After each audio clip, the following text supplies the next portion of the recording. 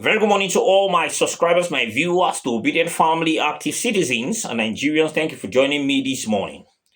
Now, the protests for the removal of the Inec chairman, or let me say better still, the ADC protests have gone just beyond the FCT, and many states are beginning to file out. The youths of many states are beginning to file out in their numbers. And this time around, they are not just demanding that the name of David Mark and others be placed back into the portal, but INEC chairman should be removed. Now, I can tell you the Kano youths are all over the streets, in the front of their INEC office, demanding that the removal of the INEC chairman. You can see that gradually, this is escalating into the states. Tinubu has brought nothing but terror, and the people are showing their disdain, showing that they don't want him again. It is now becoming clear that INEC chairman was brought in there to manipulate everything that they want to do. And the people are now saying, no, we will not allow you carry out that impunity. Now, if there's any place you don't want this kind of protest to start happening, it's in Kano, because it doesn't take them 2 minutes to start scattering things. I hope it goes safe and everything goes well. But I've come to realize that one of Nigerians' biggest problem is structural problem.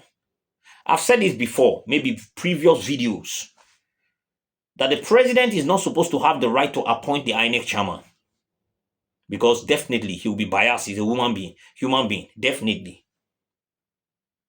A lot of powers are supposed to be stripped off the president, because you are giving him an independent body like INEC. The president has no business with that place if they really want to stay neutral. I'm going to be showing you the video of the protest. I'm going to be showing you what a Nigerian said and all that. But let me just take time to speak about this insecurity, because it's escalating. Now, there are informations that over 1,000 bandits were transported to Abuja. And as at yesterday, there were serious gunshots in Abuja all over the place. Now, while that is happening, Nigerians are mourning the death of a brigadier general again, in the hands of these criminals, in the hands of these terrorists. This is bad. This is evil. Some soldiers managed to even escape the ambush, and they were coming out to speak, to show you how terrible it has become. Now they kill the soldiers, like a general, a brigadier general, another one. They kill them like saying a rat, 90 the key. Kai, look, if they can kill a brigadier general this cheap, and soldiers this cheap, what is the hope of the common man depending on these security agents or agencies? Papa, let me even put all the videos, right? Let me start with those videos, because it's important we go through them. And then when I come back, we'll continue. Nigerians, leave Wizkid and Burna Boy alone. Leave, what do you call this guy name again? What do you call it? DJ Tunes. Leave him alone for now. Pay attention to this. Pay attention to something is happening in Nigeria right now that English Alhaji, don't know what's going on. Something is happening in this country. A lot of you guys don't know what's going on. That's why I'm telling you guys to leave Wizkid and Burna Boy and DJ Tunes. Let's talk about this. Something is happening. Now, for the past, this week alone, they have transported close to 1,000 Boko Harams to Abuja on a military cargo aircraft, CJ-130. See, what I'm telling you is fact. CJ-130, a military cargo aircraft, have transported close to 1,000 Boko Haram to Abuja. They blindfold them, they handcuff them, they bring them in. Like, the purpose of bringing these guys in, me, English Alhaji, I don't have details to this. That's why I'm telling you that. But for me, I feel like, something is not right. Something is going on. Close to 1,000. Why are they bringing these guys in? English Alhaji don't know. Are they bringing them into? I don't know. bringing them in from Maiduguri, from like. I just want you to pay attention to this. Put today's date down. On the 9th, say English Alhadi told you guys this. Today's date is 9th of April 2026. Just remember I told you this. Remember the aircraft, the cargo aircraft CJ-130 be bringing in Boko Haram to Abuja. Blindfolded and handcuffed. So I think we should pay attention to this. And that same yesterday in Abuja, this is Abuja. Now just listen.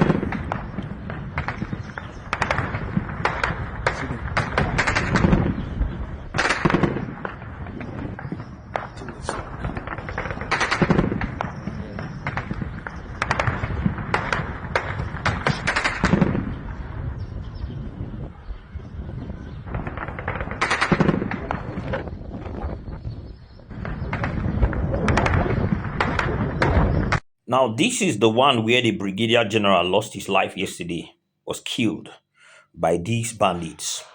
This is their camp, right? Let me just show you what one or two people were saying. Those that survived the attack. Then we'll continue. See, Anna, every don't cast.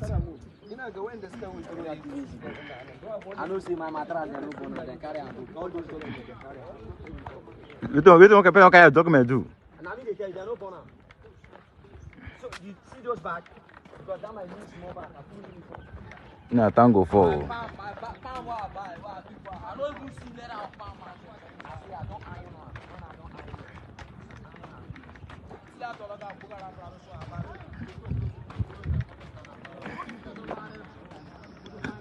See the MRAP we commandant there before. See the MRAP. You no go anywhere. I swear. See the lady now. See the lady. This one be the arm store now. They're born everywhere.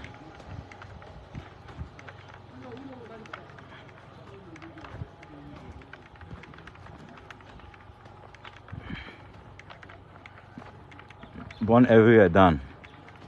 Listen, I'm the arm store. No way.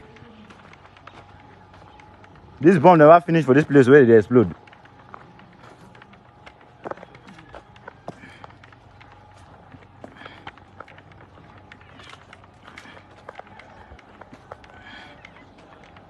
Situations they pass through every day. Many people don't die today. Oh man, may I so rest in peace.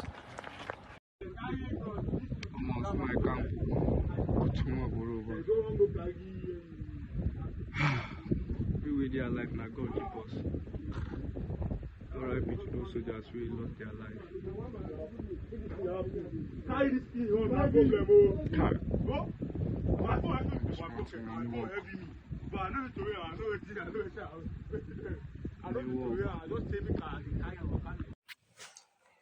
Now, I love what the Port Harcourt pastor said.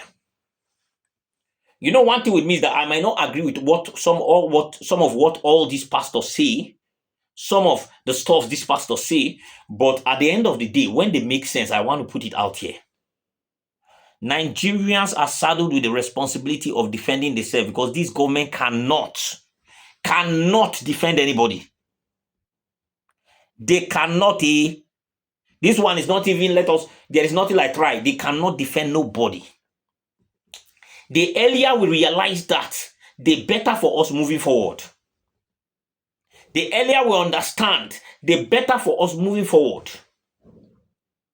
Because you can see how soldiers are being killed like rats because the system failed them. You go and give. Look, when we have a chief of defense staff that is saying, "Oh, we have to continue operation." What did they used to call that thing?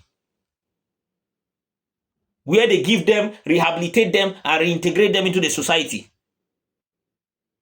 Because you people want to use that medium and keep stealing money. The lives of Nigerians don't matter to these people at all. Then you have an NSA that is saying they are our brothers. Now, NSA, see what your brothers have done to a general. Chief of Defense Staff, Operation Safe Haven, see what they have done to a general. And nothing will happen. Nothing will happen. soldiers are saying whenever they are ambushed and they call for airstrike from Air Force, the Air Force people will say, oh, there are no pilots on ground. I tell you that this killing is orchestrated. It is well patterned. This terrorism you see is a network. Is a network, and there are those in every very important aspect of this country controlling this terrorism. It is not just like that. They are feeding off it, the life of people. They are enjoying the fact that people are dying so that their pockets can be filled up. Oh, if there's peace and everywhere is quiet, the security votes will not be coming for the governors. The amount that they used to use for the budget for defense will not be coming. So some of them, they want it to continue, so they will encourage terrorism. Because how can you tell me that every time soldiers are victims of these people? Who is giving them the intel of where these soldiers, their hideouts are? Who tells them? Somebody must be leaking this thing. And you know the biggest problem of this government? They are not willing in any way to expose the criminalities of these people. And that is where the albatross comes. Nigerians, your responsibility is to protect yourself. Nobody is coming to protect you. The people that are saddled with the responsibility at the top to protect you are the ones playing, romancing this terrorism. That is why you hear a chief of defense staff will tell you that, oh, we have to continue with Operation Safe Haven. We can't just attack them like that. Those that are willing to surrender should surrender. But when it comes to the East, any youth that raise it, they will say, we have gone to go and finish all those IPOB. To show you. Anyway, let me take you to the other video and come back and wrap this up.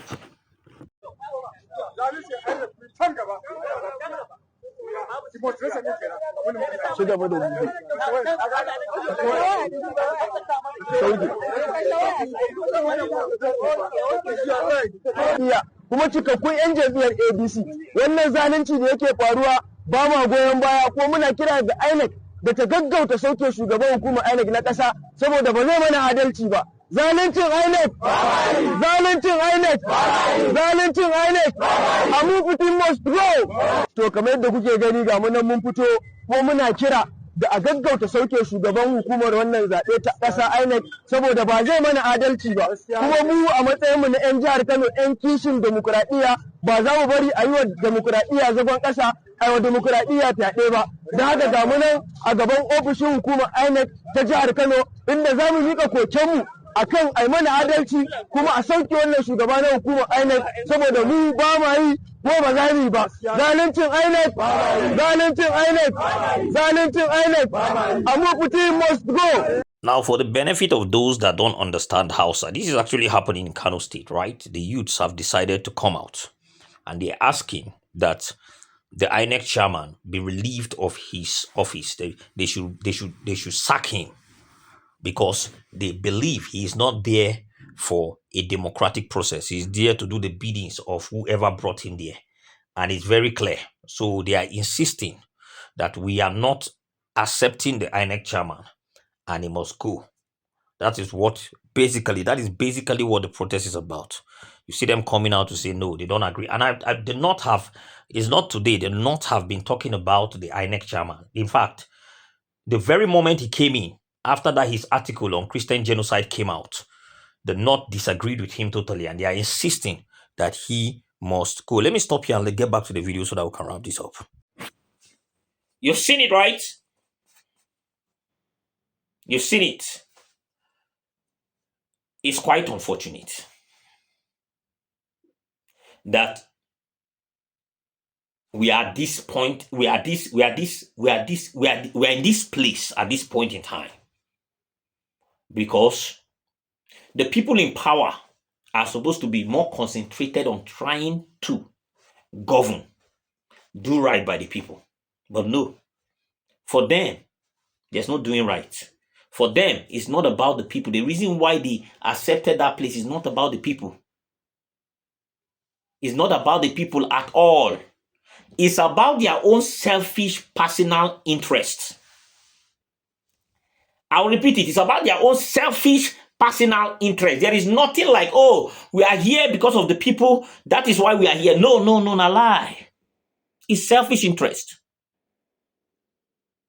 So make no mistake. That is why you see that since they entered, what they have done successfully is to destroy the people. That is what they have done successfully. They have not done anything outside destroying the people. And that is the biggest problem.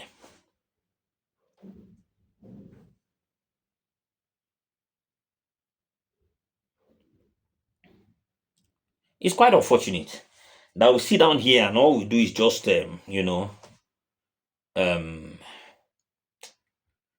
talk about situations. It's painful when you see innocent lives, people that are supposed to protect you, dying like flies because of in the hands of some hoodlums, gun carrying hoodlums that are doing the biddings of those in power. Because I don't want to believe that this government, this terrorism, the complicity we see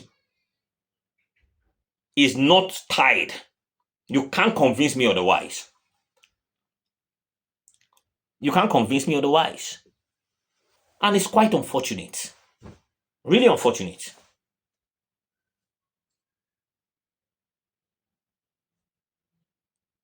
That people that are saddled with the before, if one soldier go down for this country, we know what they happen.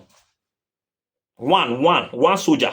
This one, we are not talking about the people at the top. We are talking about other ranks. One die, now shut down. The bush goes scatter, everywhere go burn. Look at it now. They are sacrificing the life of these boys for their own selfish interests and their pockets. To the extent of brigadier generals. General go die, they will just announce sound like saying one kind, na normal thing. When Rifai was crying on national TV that day, saying that, look, these people, the US, to rescue one person, spent so and so amount, sent how many aircrafts. He was still talking about Jiramba. Now we have another one, another general, murdered in cold blood. And do you know what the defense, ministry or whatever it is, the defense, the military, whatever will do? They will just go and write it. We regret the loss. And that's all. On their Twitter handle. Maybe go and visit the family, give them money. Because a lot of them are complicit. They are reaping from the insecurity. You can't convince me that these people are not reaping from the insecurity. That is why when Nigerians are shouting, even a common Nigerian knows that, look, the only pardon a terrorist can get is between him and his God. So your job is to send them there. You are still insisting on Operation Safe Haven. Insisting on bringing these people, rehabilitating them. How many have you rehabilitated that stayed rehabilitated? These are blood-sucking demons. You have succeeded in putting them in your security apparatuses. And now they are the ones leaking info. Let me drop this here, guys. Please drop your comments in the comment section. We really love to hear from you. Subscribe to this channel if you haven't.